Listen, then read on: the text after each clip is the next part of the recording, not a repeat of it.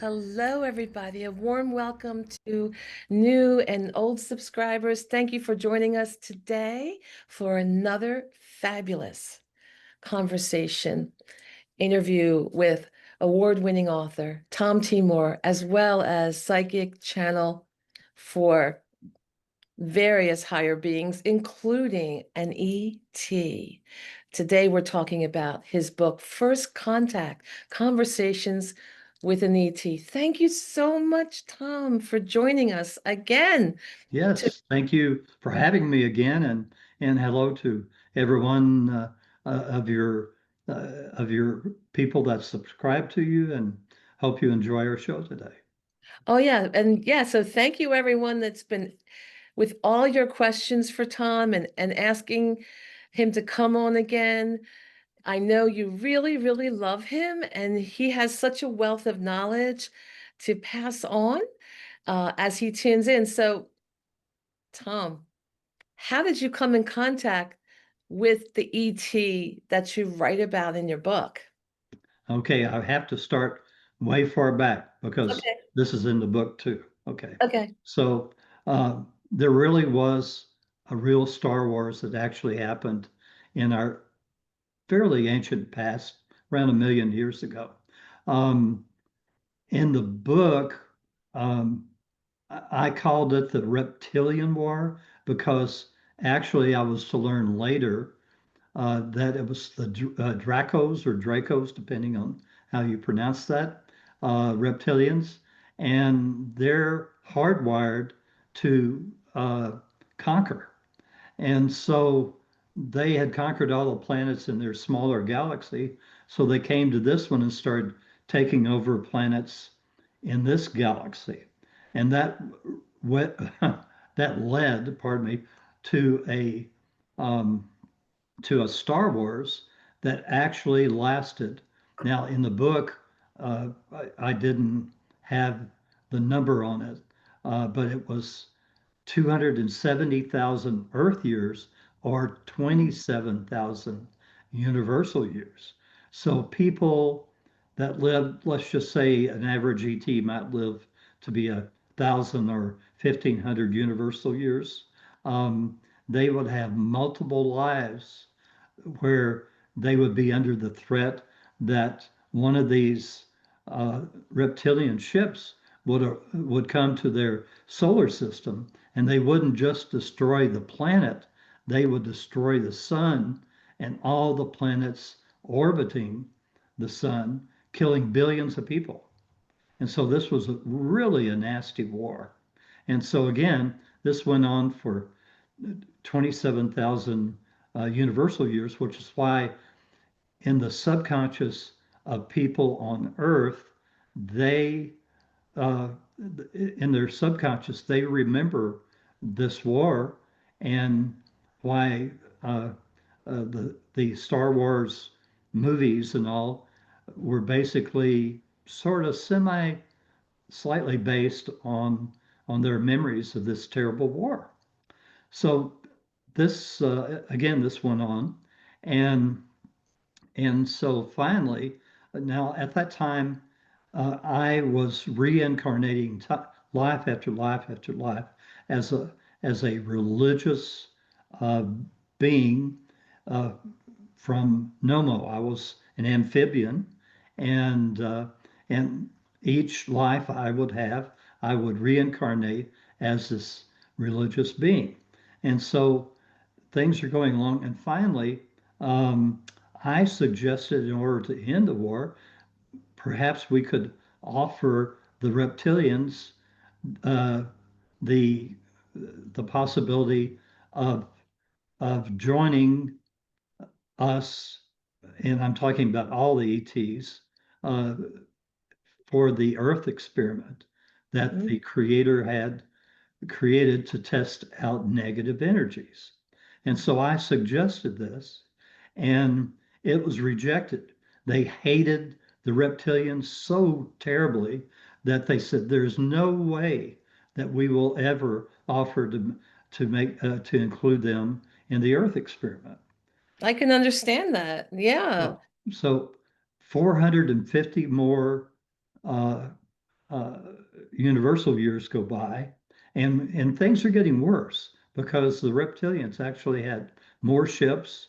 Um, Keep in mind, even the Earth was involved in this because we have 60 portals as part of Earth, as part of this Earth experiment, where people can come from all over the place uh, to see the Earth and see the experiment. And and so that's why you hear these stories about large spaceships being underground because they were being shot down during the Star Wars. And nowadays it's not called Star Wars. It's called the Great War. Uh, and this is done diplomatically since the reptilians are all part of this Earth experiment. So so I finally suggested this again. We said, and they said, well, this is not going to work, but we'll offer it. It did work. So 10% of the souls having lives on Earth are reptilian, and they will go back one day to their after their all their lives on Earth. They'll go back to their home planets, bringing a a nicer, gentler way with them, and this will stop any more Star Wars. So So, that's why it's so important. Well, because it did work, they said, oh, they're talking to me, the Federation, and they said, "Oh, it's uh, you think outside the box." And I said, "Well, I Creator gave me this idea uh, in my meditations, and I just kind of passed it along. Oh, you think outside uh, the box." So from then on, I have been forever a advisor to the Federation. Now, in my book, they didn't want to scare us. I said, I was told that the Federation consisted of 200 planets. In actuality, since the book was published, they have said it's actually 20,000 planets. And that's just in our quadrant of the galaxy. There's um, uh, another federation that is not quite as large, but fairly large. But they did not want to take part in fighting the Dracos, so they stayed out of it. Although if we'd been conquered, they would have been next. But there are also even in our galaxy some smaller groups of 4, 6, 10 planets that work together, trade together, that kind of stuff. So our galaxy is quite busy, uh, I'm but sure. but the Federation has 20,000 planets. So, So Tom, can I just pause a moment? I sure, and ask some of the things I'm sure that a viewer who's exposed to your knowledge for the first time is wondering, like, because this is a lot to take in, you know?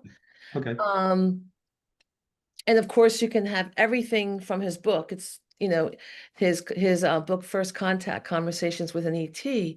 But I bet like there's a couple things I think people are wondering about. I think one is, what does it mean that 10% of the souls on this earth, if I heard you right, yes. are Draco? And what does that mean? Because I'm sure people are wondering about that because we Oh, have, keep in mind that uh, basically almost all of us came from different planets. yes. Okay, so I had 100,000 lives um, on Nomo, this water planet where I was also an amphibian, um, and my soul cluster consists of 8 soul fragments. Okay, and each one of the soul fragments uh, will have, on average, 600 to 800 lives.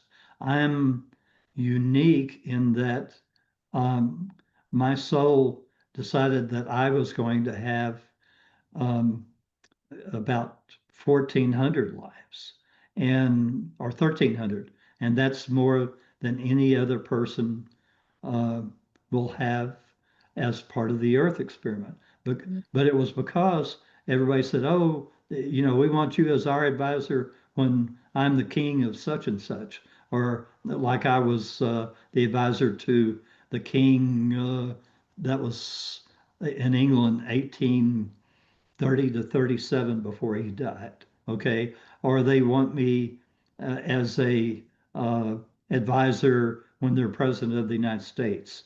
There's a lady that I'm having an overlapping life with right now. Uh, this is 44 lives down, that is having a life working in the Pentagon. And when there's a female president in 2032 or 33, um, she's going to become one of the main advisors for the president of the United States. So these are all lives that I will have as an advisor to all these different people. And I think it's hard for most people to comprehend this, Yeah. especially if you're new to this knowledge. But would you say that it's almost like turning into a television station and, you know, dialing up that movie and these as humans, we're actually kind of like what William Shakespeare said, we're all actors playing various parts. We're Mhm. all connected, an aspect of God. Would you say that that is kind of the case? It's like tuning into, various ways of experiences. Oh, I think it adds up over your lives Yeah. because right now I'm told I'm one of only 10 people in the world that have had more than 1,000 lives. So I'm at 1,005. And so I finally asked, well, how many more lives am I going to have on Earth? Oh, Tom, well, you'll have around 100. And I said, how many? 100, 200, 500? No, no, you're not going to have 500. You're going to have 300 more. And so I said, fine. They were afraid that I would be depressed and thinking I was going to have 300 more lives. But if that's the way it is, with me being an advisor and helping people, I'm all for it. That was what I signed up for. And Theo, my guardian angel, who's Oh, yes, that was. actually a golden light being, he was the very first guardian angel or golden light being to volunteer uh, to the creator for this job. And I guess he took pity on me because he was the very first soul that he chose to take care of. So in my soul cluster, there are um, uh, there are eight soul fragments, sorry. Um, and each one of those soul fragments has a different soul interest. So mine is religions and assisting, advising world leaders. And Tura is actually a member of my soul group. That's going to be Oh, who we're going to be talking about. yes, Tom. Is that the name of your contact? That's what you call him, the ET? Yeah, and Tura. We And have what does he we haven't what sort of got to him yet, but we will. yeah, what does I bet everyone's wondering, we're hearing about Dracos. What Yeah, does Antura look like? What is it? he's an amphibian. Oh, Okay. he's amphibian. Yes. So kind of Momo is a water planet, like a and mermaid? Like a and mermaid, kind of? pardon? Like a merman? Like a mermaid? Not exactly. If you were to take a look uh, at the Hellboy movies and Abe Sapien, that that looks slightly like him. Okay, he has a more angular face. He tells me. Okay, and he only has one gill behind his ear. They were originally just sort of like fish people, but they developed gills over millions of years, I suppose. And and he only has four fingers, but the one on the bottom is offset so that he can grasp. Okay. Now, no one ever thinks about that. Everyone thinks we all have to have thumbs, Mhm. but they don't. His his is offset and he can grab things with that. So what about the trunk of his body? What is that like? I mean, Slim, Slim. Okay, Does he walk and a little shorter than a human body, um, but uh,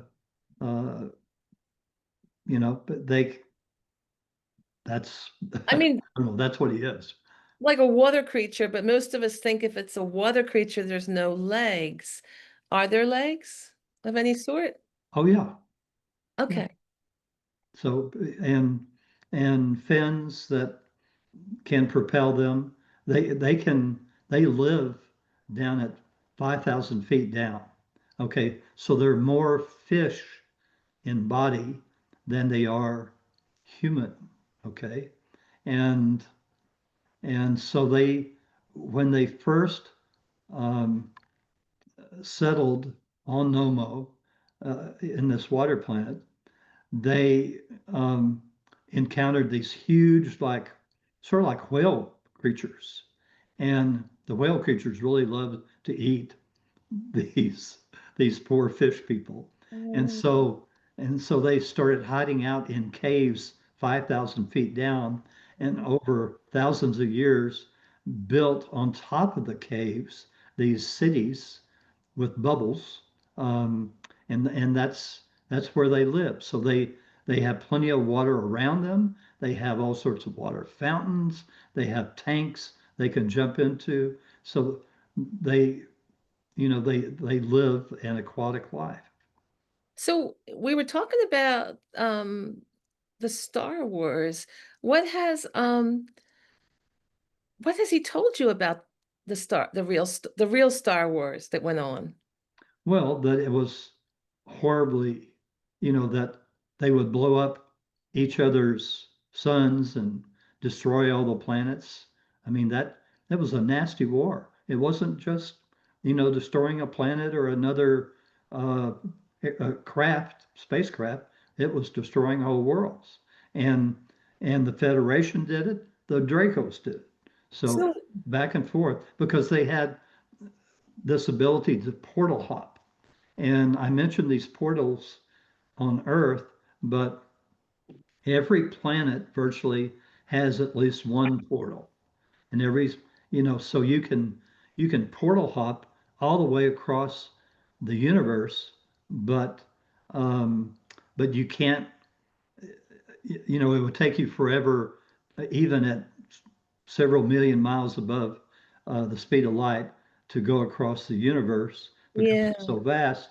But you can portal hop, and it's just like a second, and you portal hop maybe to the edge of the Milky Way galaxy. Then the next portal hop is to the next galaxy, and so on until you get to the galaxy you want to go to, and then you portal hop into or to the uh, the planet that you want to go to, and that's how people travel. And I know there's a guy by the name of Charles Hall that Jesse Michaels has interviewed extensively, and he was told that the tall whites travel at you know much faster than the speed of light, but they did not tell him about portal hopping. They did not want him to know about that at that time. And also, um, one of the things that we'll, maybe get into is that because our solar system is in this special space-time continuum at for negative these four negative energies that creator of our universe wanted to see if he could work with, because all the trillions of other universes and ours were all created uh, in the 10 positive energies. He wanted to see if the negatives. And one of the things they discovered is that these negative energies compress everything. And so on the outside, Antura's mothership that's hovering 50 miles above us right now is 3 miles wide and 20 stories tall. But when you go inside, it's 15 miles wide and and let's see, 15 miles wide and with 11 decks. and has a crew of 900 plus all their families because they live their whole lives on board the ship. And that totals up to be about 1,500 people total. So this sounds like when the ship enters our atmosphere, to us, it appears one size. But when you're within the ship, you're not dealing with those compressed negative energies, those four. Yes. So it's Isn't that weird? I it, mean, it I think that's weird, but well, this is something I've experienced with my contact, but I had much different. They were like they looked very human and just taller than us and very gorgeous. And I've had that same experience yeah, about the compressed energy. And when you were referring to the portals, this reminds me a lot of quantum physics string theory of how you can portal jump. So it is something that, scientists have been talking about for decades. It may sound impossible to the average right. person, but this is something scientists have been studying about our universe. You know what? And I'm told that we will not learn to portal hop until about 3250. Whoa, it's a long, yeah. And so it's going to be a while. In fact, there's going, and I believe this is in my book, there's going to be a spaceship that will take people that will be uh, what do you call it, in status in uh, not frozen, but um, you know they Suspension, like, yeah, you mean like to yes preserve the body and yeah soul until another time? and And exactly, and they will be traveling to a planet that they think is uh, will support life, mm, and when they discover portal hopping, one of the very first things they're going to do is to jump and find this ship and tell them, hey, this planet you're heading for is not that good. Do you want to come back with us? Or we will take some of you if you want to go to that planet, but that planet is not good for humans. So that's one of the things that's going to happen in the future. you know what? I want to ask our viewers right now if you're enjoying the conversation between me and Tom. It helps us to get the word out there, to hit the like button and subscribe for free and join his newsletter. I will put the information in the contact, but can you tell everyone how to find you? Sure.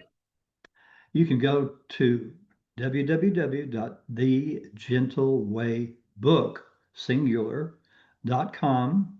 Okay. You can sign up on the very first page for my free newsletter. And you can also go to articles and news where all 900 plus of my free newsletters are. There's a search box on the top, and you can enter a name or a phrase and see what I've if I've received anything on it before. And that way uh, I get a lot of emails from people that are asking me things that I know were in the newsletter, and I have to tell them, go search first.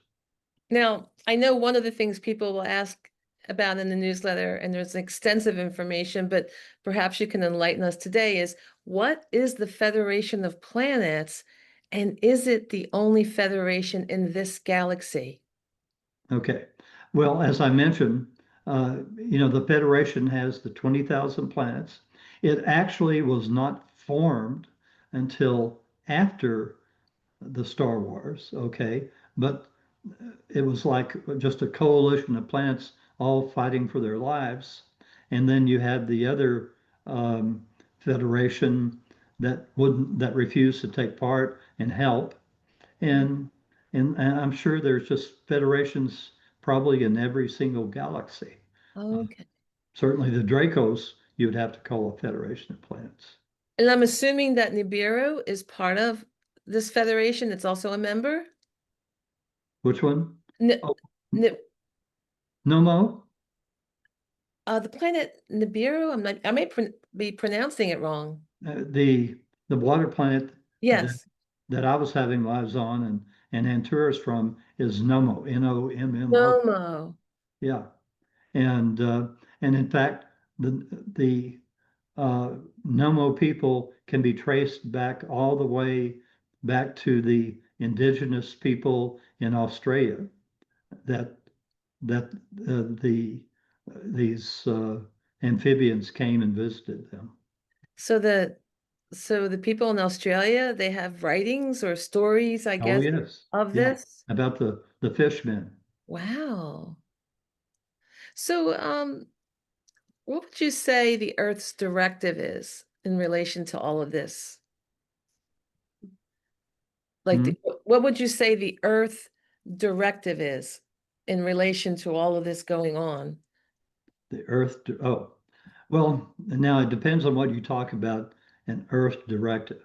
Um, the ETs discovered or are found, you have to understand, all of our lives are all going on at the same time. All 1,300 of my lives are all taking place at the same time. My next life on Earth will be in the 3,400 era. There will be at least 17 Earth starships, and I'm going to be a female pilot along with my present day wife of one of those starships that are going to go out and explore uh, the Milky Way or the universe, wherever we're directed to. We'll be given a list. And I said, well, does that include Nomo? And I was told no.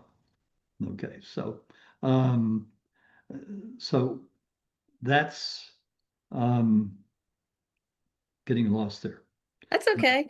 You know what? When you were mentioning about all the lives happening at once, and that is Yeah, something hard for our brain to understand. absolutely. But it is part of our science. Time and space is just something here, and it's experienced the way our brains are wired to receive it. But it really is like in reality, everything is happening at once, and the major religions, talk about this. Um, and also I want to mention if anyone that's been involved in Hinduism, because I was for years and went on pilgrimages, they have that Star Wars in their sacred text. Oh, And the flying machines as well.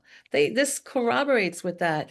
Um, but when you were talking about these, parallel lives and everything happening at once, um, in your book, First Contact with an ET.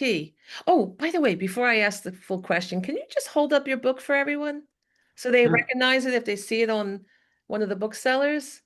Let's see if we can get that in focus. Come on, there we go. There, yay.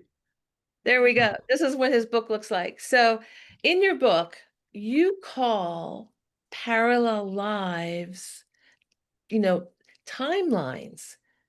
Yes. This is kind of a new thing that people are starting to realize, like a way to understand this. Can you explain more so anyone that's new to this can understand? Okay. Yeah, and I think probably I have maybe a chapter on it, or at least mention it in this book. I know I do. I believe I have a full chapter on it in my Atlantis and Lemuria book. Excuse me. So our souls, when they volunteered for the Earth experiment, uh, you could only volunteer, first of all, if you'd reached a certain vibrational level. So there were only so many people on a planet that had reached that level. So we all had very high vibrational levels. Now, now that's our souls. So when uh, they wanted to have the biggest bang for the buck, so to speak, so they're actually um, Creator created for us 12 different Earths, okay, at 12 different frequencies. So we're all born at the same moment, but after that, all of our lives differ according to the frequency we're on. So we're on timeline 6, the middle frequency. The upper timelines have much easier lives, and the lower timelines have much harder lives. On timelines 1 and 2, I've already died a number of years ago from congestive heart failure. Mm. And on the upper timelines, as an example, um, Lennon, Paul Lennon, that's his name, correct? Uh, the uh, the singer, Oh, John Lennon. John Lennon. I knew I was messing up I, his name.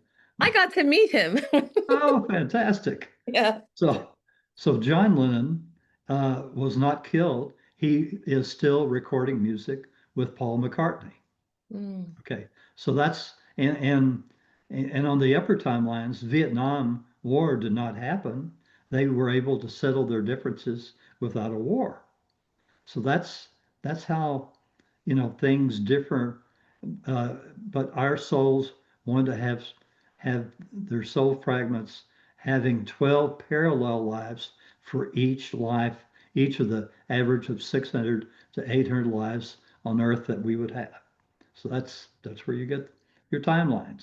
You know what? I've heard of this, like in relation, there's I've heard of this from other spiritual people, Hmm. not just someone channeling, but spiritual people that have talked about similar. And like each timeline has a different vibration, meaning within you, like where you, like if you're into struggle, you're going to feel the lower timeline and survival. And if you're, Well, not so much feeling the lower timeline, okay? I mean, we are influenced by lower timelines and we're influenced by higher timelines. Most of our inventions come from the higher timelines first, and Mhm. they work their way down to our timeline. So are you familiar with the mandala effect? Yes.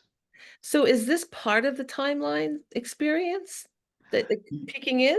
Yes. And I have a lot of information on that uh, You in do? the newsletters. Yeah. So Oh, Tom, we have another show then. I don't know if it'll be a whole show, but we It would can be a nice quickie we, one, I'm sure, we that can just we can work on it. But the Mandela effect um, happened because of these timelines crossing.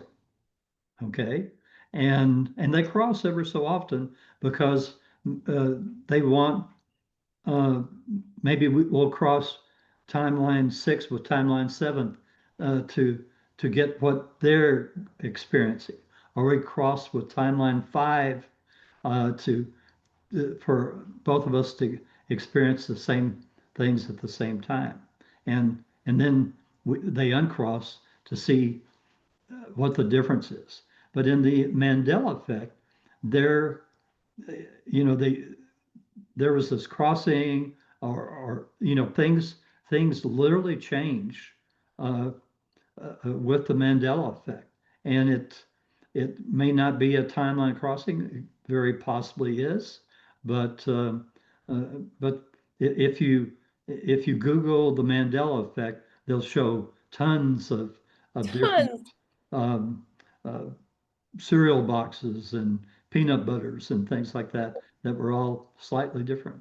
Or even the reason why it's called the mandala effect, because a huge portion of people on this planet remember Nelson Mandela Hmm. dying in prison decades and Exactly. decades ago. And then everyone else is like, wait, he got out of prison. He went Yep. back to his wife. It didn't work out. He died fairly recently, and since that all happened, and Yep. coined the term the Mandela effect based on On the Jane fact that Goodall. he didn't die on Some our people, timeline. yeah, some people say Jane Goodall died a long time ago. Other, others like she's alive. And then we have the Monopoly Man. Some say he had a monocle, some say he didn't. Yes, right. Life is like a box of chocolates in that famous movie with Tom Hanks, and other people say he never said that. Yeah. And there's companies online that said we never had like this logo. And then we all remember like the Fruit of the Loom logo Yeah. with the cornucopia. And I'm like, I remember that. I remember the animated commercial. And even on there, it says we never had that. It's so crazy. Or Jif never being called Jiffy. I remember when Jif peanut butter was called Jiffy. And when they changed their branding, they had a commercial that said just Jif, the flavor, just it's so interesting, this timeline theory. Yep. Okay. Sorry, I had to But, digress. like I said, our souls wanted the biggest bang for the buck, and they wanted to see what the difference in our decisions would be uh, from higher frequencies down to lower frequencies. Wow. So these are frequencies. And if the higher frequencies, we can get inventions and artistic ideas, anything that's channeled in, I guess, from those higher Yeah, dimensions. it's easier for them to receive stuff, and as compared to the lower frequencies. Oh, so all of this comes from source, and the higher frequency you are, you're able to receive the blessings pretty Easier, much yes. easier, right? Yep. Yeah. So, you know, what would you say, is I guess the purpose of our planet Earth has a lot to do with managing these lower frequencies and spirit experiencing that, because we have 10 positive energies and then we have 4 negative Negative energies. energies. Now, do you know all 4 negative energies, what they are? No, I've been getting it a little closer. One of my readers of the newsletter uh, just recently sent in and said, "Well, what do you think about one of the negative energies being resistance?" Mm, And Theo came back and said, "Oh, that's pretty close." Okay. And so, in thinking about that, I wondered, well, what about compression? Since everything is compressed yeah. with these, and he Oh, said, that's pretty close too. So, those are two slight, maybe, I now, don't know if they're actually, but uh, maybe they're getting in the same ballpark compared to, outside somewhere. oh, and for those who've never watched our collaborations before, Theo is Tom's guardian angel, correct? Yes, he's a golden light being that we kind of mentioned earlier uh, that volunteered. Uh, uh, the creator sent out this, and Theo describes it kind of a funny way. Theo said, creator put out this job call and it said, only golden light beings need apply. Okay. And, uh, and so there's a little over 1,000 of these golden light beings that take care of not only thousands of people, but all of their lives going on at the same time and all of the parallel lives going on at the same time. So these are very, Whoa, all the power. very uh, enormously talented or capable or whatever. These are old souls that they raised their vibrational levels the hard way over millions of years to the point where they glow this golden light.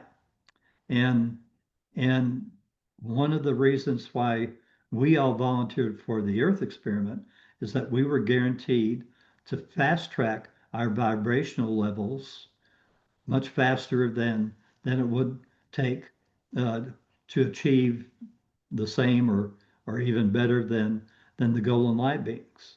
So that's one of the reasons why we volunteered. Another reason is that far in the future, this is not something that's going to happen in 7,000 years when the Earth experiment is over and we've all gone back to our home planets.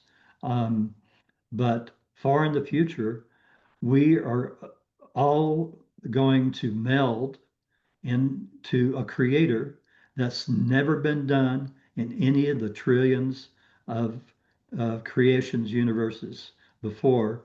We're all going to meld into a creator. We're going to take over running this um, universe and allow creator to go to somewhere around like the 32nd level or something. And there's only supposedly about 4 or 5 creators that have been able to achieve that. And he's already communicating with one of them.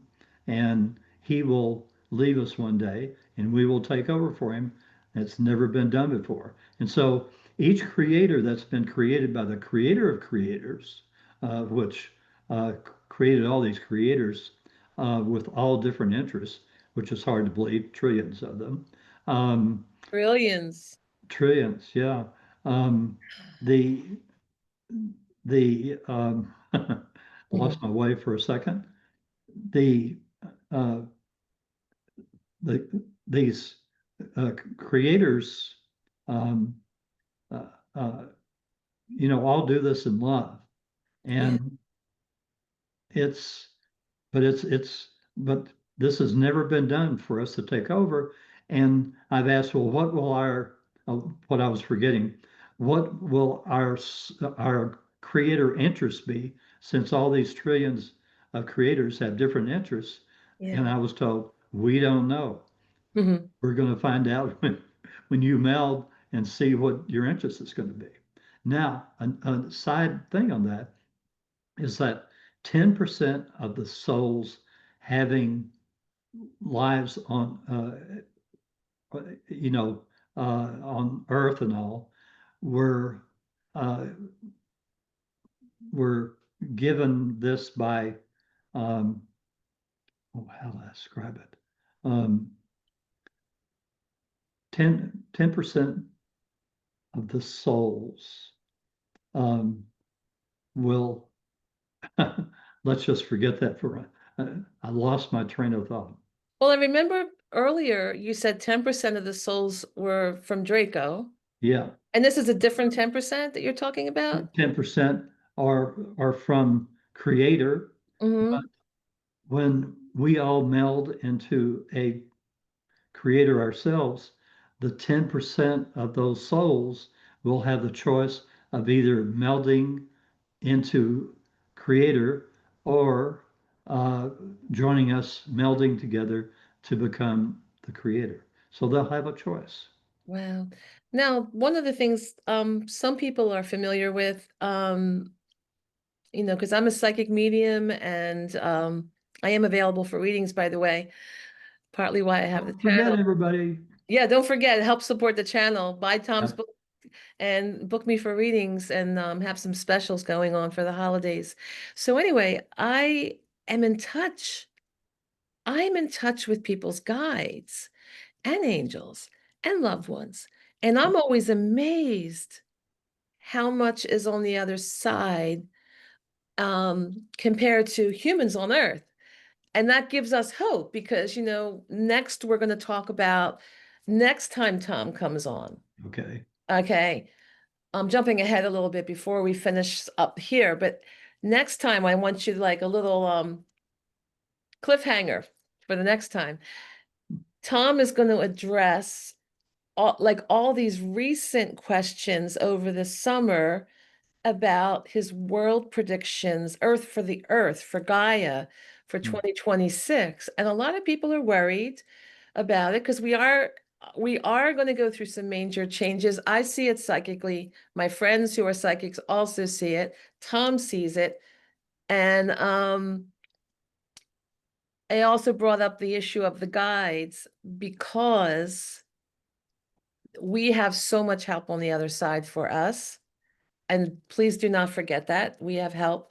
And the other thing with Tom was just talking about that we choose to come here to accelerate our growth. And we purposely choose certain challenges. So even though we may experience hardship, you know, this helps us get to a higher level and grow so much more to be so much more. Is that how you're explaining it, right, Tom? So these things Yes. can scare Yes. us so much. Now, one thing that we've forgotten to mention that I really need to throw in here. Okay. um, in the book, okay, I was nearing the end. Now, I cut the book off in 2013. That's why there are things in there like the size of the Federation, the size of Ventura's mothership, things like that, that they didn't want to scare us about. Um, so they used lower figures, and slowly but surely, as told him, I said, well, this wouldn't scare me. but they said, yes, it would scare the people that read this. Okay. So they kept the numbers down lower until we could accept that. One of the one of the things that came up at the very end, and I was about to close off the book, and and Antura was telling me, we're going to meet someday. I said, oh, fantastic. And he said, and I said, uh, will I be able to take photos? Oh, yeah, yeah. And Yeah. will I be able to ride in maybe in your spacecraft? Oh, yeah, yeah, you're going to do that. And so I was just kind of fumbling along, asking questions. And so finally he gave up. And you have to understand, he's under the rules that Gaia and Theo and Creator and all. I have to ask specific questions. But finally, he knew that I was closing off the book, so he finally said, "Hey Tom, one day, in the near future, you and your family are going to come up to the spaceship. You're going to be able to shoot for 14 days, Oh, and so physically on the spaceship, physically. not You in have to, you have meditation. to understand, I was dumber than a box of rocks. That was beyond my imagination. That's why he finally had to tell me straight out instead of me asking a question that he could say, "Oh yeah, you're coming to the mothership." I would never have dreamed that we would go to the mothership. So that's supposed to be coming up now. In the book, it said it was only going to be like 2 or 3 years, and he eventually told me, he said, Tom, we had to lie to you because we wanted everybody to have this information over the years until it actually takes place. I was so mad at him, I probably didn't speak to him for 6 months. Okay. So recently you've been speaking to Antura? Is that Recently, I have been forced to.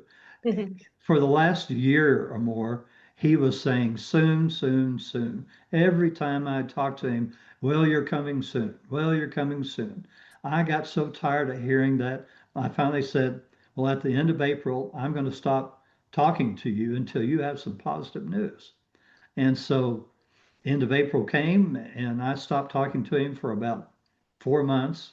And finally, the questions were piling up so much from things I was, finding out myself, questions from readers, whatever, that I finally said, I've got to break this. I got to ask these questions. So the last 2 or 3 weeks, I've been asking him questions again, and he keeps saying, it's all up to the captain of his ship, and the captain of his ship, he said on 2 occasions, 2 different occasions, well, he's waiting for the number of people worldwide to reach 50% that believe in extraterrestrials, and the other thing he said, he's waiting for an event. So I don't know what. Event, like, what do you think that event Hmm? means? What do you think he means by an event? See, that's what I don't know, and I probably should have asked about that. Of course, there's this new thing where there's this huge object in the Oh, solar system, I was uh, going to ask you about. you know, that Avi Loeb, the astronomer, has just filed a scientific paper on, uh, that may be ET in origin. And so maybe that's the event. I don't know. So that is the AI Atlas Yep, that I believe was first sighted on July 1st of 2025. So very recently, yeah, it's it's coming really fast and it looks like a big comet at first, yep, but there's no tail. right. So it doesn't have the tail of a So comet, what and is it doing? it it has activity in the front of we look at interstellar rock, Yeah, and it's pretty large, like the city of Manhattan, I believe. yep, that's the way they describe it. And it does But not act like a comet. yeah, so maybe that's the event, or maybe it'll be something else. I don't know. I'm a little frustrated, but but they keep, Antura recently said, we're just waiting for the go ahead from the captain. So, Yeah, I'm just pulled this up. It said let me just get my glasses on. For those of you who have not heard of this, check it out. Three-Eye Atlas is the third confirmed interstellar object discovered entering our solar system. So just think about it in the history. Only the yeah, third, detected by the NASA-funded Atlas Survey Telescope. So that's where it gets its name from. It says this comet, first seen on July 1st, is significant for its extremely high speed, which indicates it came from another star system. It'll be visible through September 2025. Now, what's really weird is they were taking pictures of it up and through August, I noticed. I haven't seen any recent photos. Yeah, that's yeah. supposed to You be wonder, you wonder visible. if they're hiding them. I know. So they're saying it's reaching its closest approach to the sun in late October inside the Mars orbit before leaving the solar system. And definitely, viewers, check. There is so much out there about this object. We Yeah, know for sure it's a physical object in space. And I've been enjoying this week watching about it. I mean, in fact, I'm going to do a reading after I say let Tom go. I'm going to actually do a reading on it. I'm going to tune in to my guides and see what I come up with because I am so curious. It is not acting like a comet. yep. And when it does meet, See, when I'm curious if NASA or somebody is hiding whatever information they have, because they're so bad at doing this, uh, NASA particularly bad. All the astronauts have seen ET crap, and they're forbidden from talking about it. for decades until Decade. recently, Yes, yes, or until they're on their deathbed, they might reveal some things. yes. But there have been a lot of public hearings, but they're not in the press much. I mean, from our country, but we'll see more from other countries. I've watched some of the Congress from here, but they're hard to Mhm. find, from Mexico and Canada. Oh, So, anything that, yeah. But there has been a lot of worldwide disclosure. They're preparing us to not panic, I guess. I hope so. But And of course, Dr. Stephen Greer um, just um, uh, sent this bugosphere off to a laboratory, um, and analyzing the resins, or maybe they took the resins off of the spear and sent it. And the laboratory says that bugosphere, that metal spear, sphere, hard enough to say, is 12,560 years old. So I asked last time, um, and I'm not sure. Yeah, I think that's going to be in the newsletter coming up. Um, I asked about that, and I was told, yes, it's even at least that age or older. That's what Antura said. And I said, well, no wonder it fell out of the sky. And he said, oh, they're actually built to last much longer than that. so you know what? I know you have to go soon. Thank you so much for making time today for all of us who've been asking for you. But is there any last thing that you want to share with us or anything else that's changed in regard to ETs since your book is published? You told us about the immense size would throw people off. Is there anything else you want to share with us? Well, of course, considering that size, keep in mind, a little uh, saucer craft that comes down and um, that lands. Um, is much larger, you know, 5 times larger on the inside than it is on the outside. And so even Charles Hall, in his books, Living with the Tall Whites for Oh, now 30 I know who years, he is. um, he was he supposedly went inside one of these ships and said that 24 people could be seated inside the ship. And so I asked, well, you know, uh, was this a regular ship or was this uh, larger on the inside, due to the 10 positive energies? And Antura said no. Uh, he did experience this larger inside, but he was told by the tall whites not to say anything about it. But he said, a spaceship that can seat 24 people, you could read between the lines, has got to be larger than some little saucer craft. So, I know you don't know all of the four negative energies, but do you know what the 10 positive are?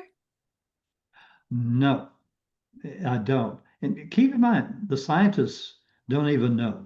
The scientists are not looking for the negative energies. Um, they have, some people think, oh, well, science hasn't proved this, so it mustn't be wrong. But, science has so far to go in in learning about all this stuff. And it's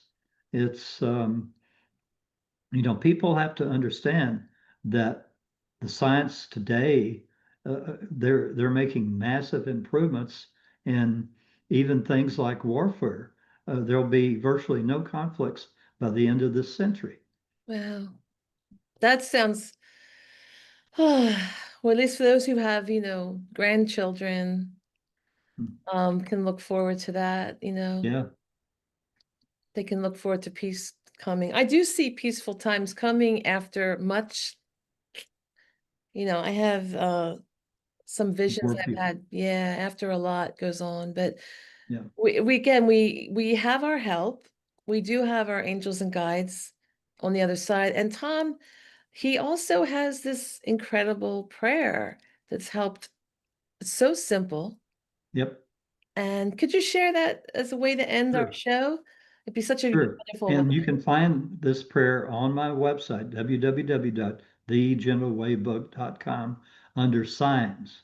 And you can print it out and paste it up. I say this every single day because I'm told that this affects all of my lives that are going on at the same time on the same day or at the same time on all these lives. It doesn't, you don't need to say it 100 times. It's only affecting that one day. So you've got to say it day after day after day, and it will make all of your lives in the future and even the lives in the past um, better. And you'll have fewer challenges. They won't be so extreme if you say this every single day. And it goes, I ask any and all beings to come to the aid and comfort of anyone that I've ever harmed, either physically, mentally, morally, spiritually, or emotionally, in any past, present, or future life. And I ask that any and all beings come to the aid and comfort of the families and friends of anyone that I've ever harmed in any way, in any past, present, or future life. Theo says that this is the first life that I've ever uh, created this prayer, and he says you need to absolutely say this the rest of your life, and I am. It's just such a beautiful prayer. And you also say that saying it out loud using the Have to say it English out loud voice. Yeah. because it goes right to the heavens, source, whatever your name is, creator, God, you name it. Um, I mean, creator, when I talk to him, says, Tom, you know, tell your readers that I can uh, have over a trillion conversations going on at the same time all across the universe, many of them not even many of them beyond your understanding. And all you have to do is ask, and I will be there to answer any questions. So we have this great ability because everybody has the pineal gland in the Yeah. back of our heads to receive these thought packets. So part of my soul contract is to shine the light down the hall and say, hey, look, this is where you need to go. And also, I have done the prayer that came from various lifetimes, the Most Benevolent Outcome prayer, one of the first ones I've heard you mention, and it really has been miraculous. I have used that for hard situations that weren't resolved, and of course, simple things like a parking space when I'm not feeling good to walk far, simple things. Simple. Yeah. Start with the mundane and work your way up to I request the most benevolent outcome for the perfect house or the Oh, perfect yes. mate or the Oh, yeah. perfect job. But all those take a while. So you start with the little ones like the parking spot or your It's, drive or, you know, get immediate feedback and say, oh boy, this is working great. You it know, works really well. or that appointment that you are running late on and you say, I request a most benevolent outcome for a compression of time until whatever time is you're supposed to be at your appointment. And you don't look at a clock, don't look at it, and you'll arrive on time. I've done that one twice, and I was in shock with the results because Yeah. I know how long it takes to get from one thing to another, and I'm like, wow, that was really something. Yeah, we're Yeah. manipulating a little manipulation of time because keep in mind, time is a construct and you Yes, just it's, have to understand it. yeah, so we're in the matrix, so that's how it works. Well, thank you so much, and we'll be back. Tom will be back on. And we're going to talk about what's happening in 2026. It's going to start off quite intensely, and not to be scared because we have our team. Everyone has a team, but I think it's good to have some knowledge, right? Have knowledge and make your own decisions. Make your decisions, prepare so you can, and everyone's going to prepare differently. So I hope Right. you can join us and check out the videos from Atlantis and Lemuria, from the ancient knowledge and the ancient travelers. There were 3 videos that he did last month. Okay, I'll put those in the links at the end of the video and check out his book. You want to check out his book. Now, where is your book available, Tom? On Amazon or you can order it through your bookstore. Typically, bookstores, don't carry a lot of metaphysical books, and but you can order because they go to wholesalers that have it, Yeah, and it and keeps them active, keeps those booksellers available still. yeah. So any way that you buy books, why, uh, whether electronic or uh, ebooks or in print. Great. Thank you. You're Appreciate welcome. Thank you, Tom. Thank you, viewers. Thank you for tuning in. Make sure you hit like, subscribe, share.